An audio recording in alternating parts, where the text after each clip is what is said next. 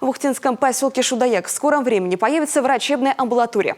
По поручению главы Коми Владимира Уйба существующему в поселке медкабинету все-таки присвоят этот статус и расширят спектр медицинских услуг. Подробности у Виктории Науменко. Новость о том, что амбулатория в Шудаяге точно будет, для местных жителей большая радость. Сейчас за простыми медицинскими процедурами, вроде инъекций и капельниц, им приходится ездить в Ухту. Это очень хорошо. Вот сейчас вот я заболела, мне надо в город ехать. И процедуры, как говорится, все там. Очень хорошо было бы. Здесь очень много населения живет, поэтому детская есть амбулатория. Взрослые уже, да, я понимаю, да, необходимо. Большая часть людей, кто обращается в поликлинику, это люди пожилого возраста, либо больные, которым надо, чтобы было удобно. Просто сделать для людей.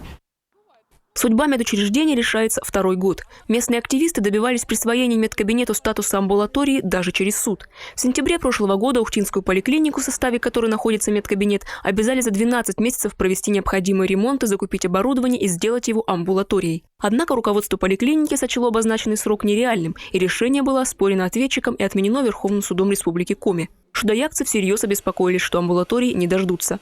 Однако поручение главы Коми закрыло все вопросы. Министерством здравоохранения Республики Коми выделены денежные средства на проведение ремонтных работ внутри помещения дальше, чтобы закончить это, и входная группа с пандусом для маломобильных граждан. Это 3 700 000.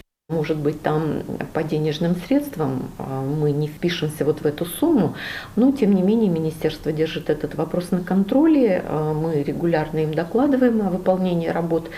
И, конечно же, мы будем согласовывать дополнительные денежные средства, если они нам понадобятся. Как поясняет руководство Ухтинской поликлиники, восстанавливать амбулаторию они не отказывались. И в решении Ухтинского суда их смутили только сроки. Так что необходимые работы по приведению помещений в соответствие новому статусу начали уже в прошлом году. Мы отремонтировали 2 процедурных кабинета, мы отремонтировали коридор. Только что туда произведена еще замена окон на пластиковые.